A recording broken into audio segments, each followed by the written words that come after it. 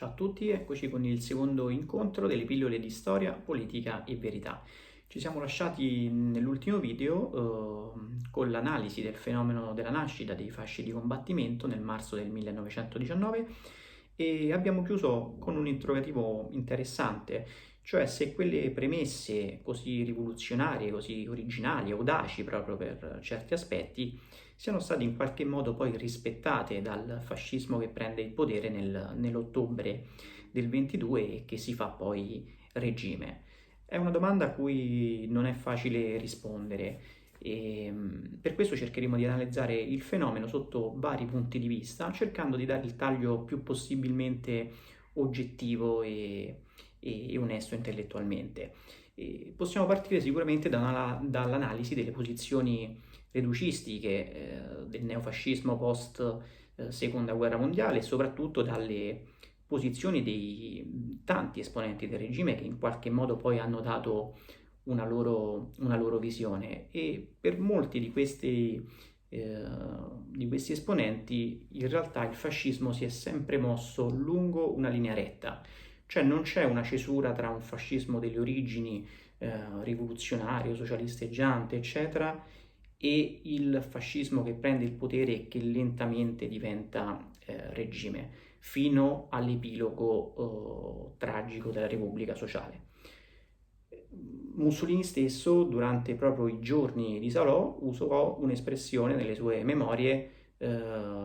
piuttosto chiara, cioè disse di essersi socialisticamente, lui ex socialista, adattato alla realtà italiana per attuare una rivoluzione possibile in un paese con le caratteristiche italiane, quindi di un grande paese europeo e che certamente non poteva essere in qualche modo sovrapposto come esperienza a quella per esempio sovietica di pochi anni prima. E c'è dall'altro lato invece tutta la storicistica di tipo antifascista che nega ovviamente tutto ciò e reputa demagogiche in un qualche modo le origini stesse del fascismo, opportunistiche, e inquadra invece il ventennio totalmente come un fenomeno di tipo reazionario, di tipo borghese, cioè la reazione appunto a un'ipotetica presa di potere delle masse popolari e del proletariato e quindi con una serie di politiche di tipo reazionario in grado di quietare, calmare, accontentare le esigenze del mondo del grande capitale nazionale e del mondo agrario. Probabilmente, come spesso accade, la verità è nel mezzo, nel senso che ciò che dice Mussolini stesso, l'essersi adattato in qualche modo il regime socialisticamente alla realtà italiana, di fatto non è completamente falso. È ovvio che quelle premesse rivoluzionarie che abbiamo visto nei fasci di combattimento, con programmi che prevedevano addirittura l'esproprio delle terre ecclesiastiche, dei possedimenti ecclesiastici, il suffragio universale con il voto riconosciuto alle donne, la nazionalizzazione dei settori strategici dell'economia, si vanno a scontrare, una volta preso il potere, con la realtà italiana e direi con quella che è anche la realtà storica dei paesi occidentali, cioè con la presenza di strutture che è fondamentalmente molto difficile o impossibile intaccare, sia per il concetto nostro stesso di proprietà privata,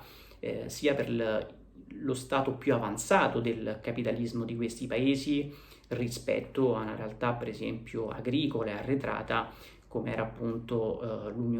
la Russia pre-nascita dell'URSS. E quindi c'è del vero in questa visione dello stesso Mussolini. Il fascismo ha cercato di fare in una qualche forma di coerenza con il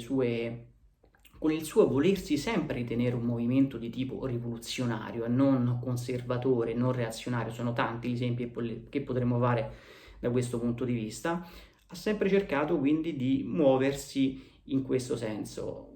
Sicuramente però se andiamo ad analizzare poi la realtà compiuta del ventennio, non possiamo non sottolineare che queste premesse si vanno poi a scontrare sul piano pratico con risultati quantomeno discutibili. Non solo nella prima fase, quindi quella della presa del potere e quello che viene considerato la fase del consolidamento del potere che possiamo far arrivare verso la fine degli anni 20, forse fino proprio ai patti lateranensi del 29, dobbiamo dire che il fascismo in quel momento, soprattutto di presa del potere, di crescita, ha bisogno fortemente di tutti quei poteri come la monarchia, come il grande capitale, come gli interessi terrieri, proprio per strutturarsi, per tranquillizzare in qualche modo il paese da che parte si sta, ecco. E, quindi in questa prima fase di quel fascismo delle origini, di quei programmi rivoluzionari, c'è veramente poco. E gli stessi compagni di viaggio del fascismo iniziale, prima che diventi poi realtà di massa e partito unico, sono di fatto le destre liberali, sono i conservatori, sono il mondo cattolico più moderato. Quindi prima fase sicuramente poco o nulla di quello che abbiamo visto nelle premesse del fascismo delle origini. Poi c'è un fascismo che possiamo considerare più maturo, quello degli anni 30, il fascismo che si è strutturato come regime, che ha eliminato fondamentalmente larga parte delle opposizioni, che gode anche, inutile negarlo, di un consenso che inizia a essere anche importante di massa e che gli permette quindi di avere mano più libera nel paese, perché probabilmente nell'equilibrio dei poteri in questo momento la monarchia, la Chiesa, il grande capitale, il mondo agrario iniziano a pesare forse meno rispetto al favore di cui gode il Mussolini e il fascismo, e quindi in questa fase vediamo la costruzione di quelle che il regime considera delle vere e proprie riforme di tipo rivoluzionario, quindi il corporativismo si fa più maturo, nel senso che vengono prese posizioni, soprattutto in campo economico. Pensiamo a tutta la situazione post-crisi del 29, quindi la nascita per esempio dell'IRI, la politica autarchica, e poi fino alla nascita dell'impero, il paese che risponde alle sanzioni con orgoglio, con le campagne nazionali dell'oro per l'autoproduzione in campo agricolo, eccetera. E quindi sicuramente questo forse è il decennio in cui vediamo ciò che il fascismo considera più rivoluzionario. E poi abbiamo infine l'epilogo, quello del periodo prima bellico, ma direi soprattutto post 8 settembre, e quindi in cui il fascismo si fa repubblicano con la Repubblica Sociale Italiana, con la nascita della Repubblica Sociale Italiana, e da questo punto di vista vediamo un ulteriore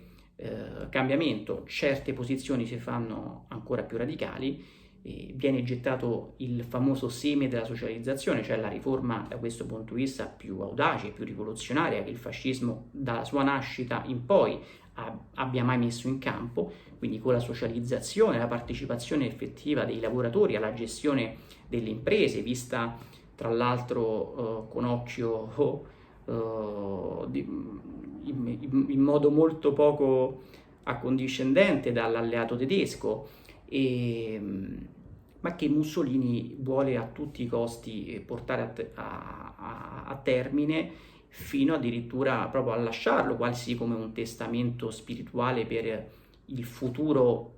non tanto fascismo, perché Mussolini non immaginava tanto poi un fascismo dopo la sua morte o dopo la sua fine, ma quanto proprio di lasciarlo come seme all'Italia, a un'ipotetica Italia del futuro, magari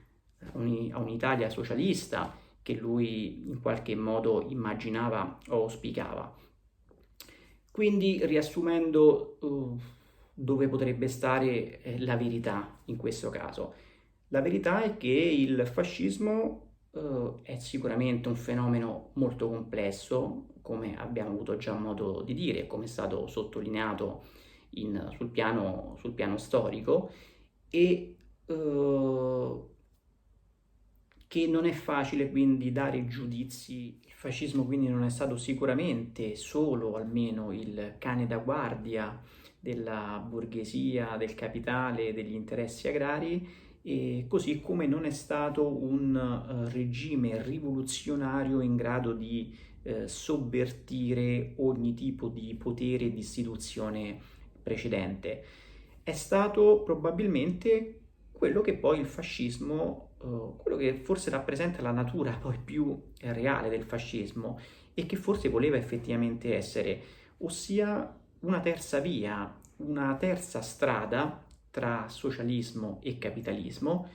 una terza strada con delle caratteristiche peculiari e che si adattassero alla realtà europea, italiana, nazionale e direi quasi mediterranea, un concetto questo su cui Mussolini è tornato varie volte. Quindi la costruzione di una terza via diversa e originale, che avesse all'interno sicuramente anche elementi rivoluzionari e socialisti, anche possiamo definire, senza per questo peccare di lesa maestà, e nello stesso tempo però anche elementi reazionari o comunque di tipo capitalistico, proprio perché questa era la realtà e la caratteristica di un paese come l'Italia. Ovviamente questa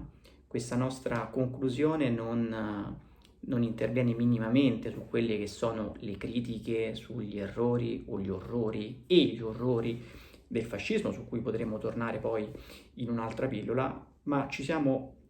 riferiti solamente a valutare se quegli aspetti rivoluzionari che abbiamo visto in potenza alla nascita dei fasci di combattimento potessero poi in qualche modo in atto trasformarsi durante il fascismo regime. Abbiamo dato questa risposta, forse non così esauriente, ma proprio perché